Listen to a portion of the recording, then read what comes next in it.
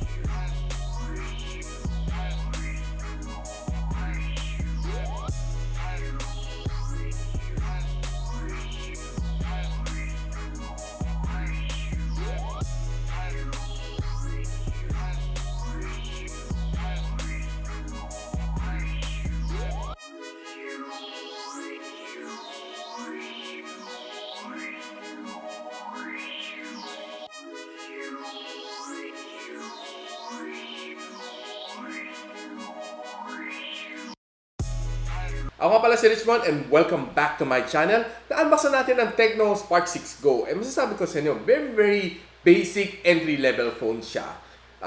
Plastic ang kanyang likod. Then, ang kanyang harap is a very generous 6.52-inch na screen. Now, meron siyang dalawang variant dito, no? Ang kanyang 2 gigs of RAM and 32 gigs of storage. Meron siyang MediaTek Helio A20. Then, ang kanyang higher variant na 4 gigs of RAM, 64 gigs of storage. Meron siyang processor na MediaTek Helio A25. So both of them are 12 nanometers na chipset and well, pang basic entry level lang talaga siya. For very basic use like Facebook, social media, and pang ng YouTube, then pang kuha ng konting photos. Then of course, pwede mo rin pang video conferencing and online schooling. So tiningnan natin ang kanyang score sa Antutu. No? Binigay siya ng 72,000 points which is okay. Dalagang pang basic entry level lang siya, no? And binalak ko i-try ang kanyang 3D Mark test, no? Hindi man lang naging compatible, no? Kasi your device is only compatible with part of this test. Hindi buong test kaya na i-support. So, hindi natuloy.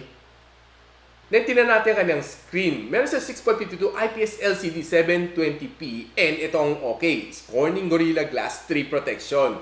Madalang ko makakita sa mga phones like this price and ganon ka mura, merong Corning Gorilla Glass, no? Mga iba siguro, hindi natin alam kung anong klaseng glass. Siguro, kung na-scratch, dalagang sugat na. Pero sa kanya, nilagay pa din ng Corning Gorilla Glass 3, which is a good job by Tecno. Then, tinay natin manood ng movies dito, no? Sasabi ko, malaki ang kanyang baba dito sa phone na ito, no? Medyo makapal. Then, at the same time, yung kanyang size, hindi naman sobrang nipis.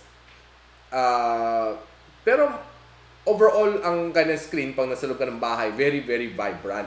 So, panood ng, ng movies, ng Netflix, okay naman siya, no? Wala namang masyadong reklamo dito. Hindi ko naman masasabi na talagang poorly made ang kanyang IPS LCD.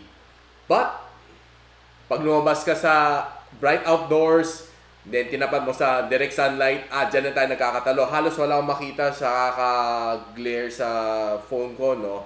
Under direct sunlight, halos wala akong makita. Halos black ang aking screen. Kailangan pumunta sa lilim para magamit lang aking phone. Pero under direct sunlight, hindi wala ka talagang makita. Yan, tinry natin mag-basic gaming, no? Then, ako, siyempre, with my favorite game, Call of Duty, ang settings niya, lahat pinakamababa ang kaya, no? Then, tinry natin maglaro. Masasabi ko sa inyo, medyo nabitin ako. And, mafe-feel mo talaga yung frame drops dito, no? Kasi, itong si Call of Duty, medyo matakaw siya sa GPU. And ang GPU nito is very, very basic.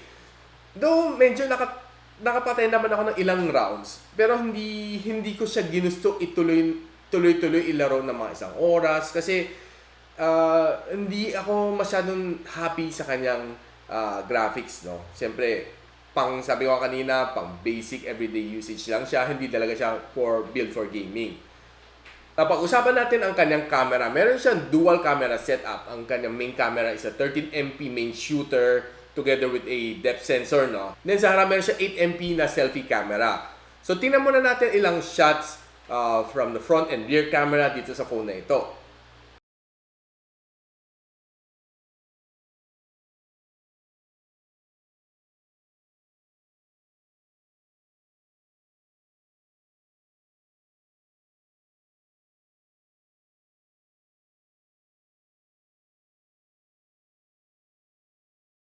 Nakita natin mga shots outdoor, okay siya, no? Wala ka problema, malinaw, maliwanag, okay.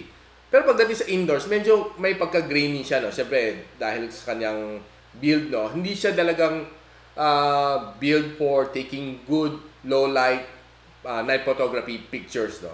Then, tinan natin ang mga videos na nakuha ko sa phone na ito, sa harap at sa likod. Guys, this is how it looks like when you're vlogging using the front camera of the Tecno Spark 6 Go. Well, a little bit grainy and kind of hard to adjust to the lightings. That's what I see.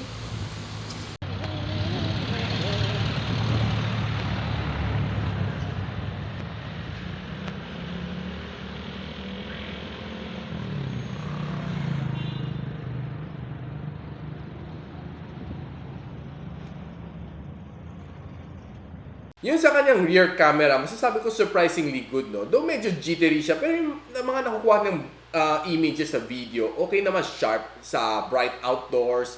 Then sa selfie camera naman, okay naman siya. Though pag nag-a-adjust ka sa lightings, no, medyo nagda-dark light and dark light din siya. Medyo nahirapan na kanyang sensor na mag-detect ng ilaw. So yun lang naman ang deficiency nitong front-facing camera niya. Pero pagdating naman sa mga Zoom na calls, na steady lang, no? Then Viber video call or Google Hangouts, okay naman siya. Na-test ko, very, very nice ang kanyang resolution. Siyempre, for video conferencing. Guys, meron siya 5,000 mAh of battery. Then, nagsusupport siya up to 10 watts of fast charging. So, dinrain natin ang kanyang battery down to 80%. Then, chinarge natin pabalik ng 100 using the same cable and the same charger provided sa loob ng box. Medyo naabutan tayo ng matagal kasi 10 watts nga lang ang kanyang support.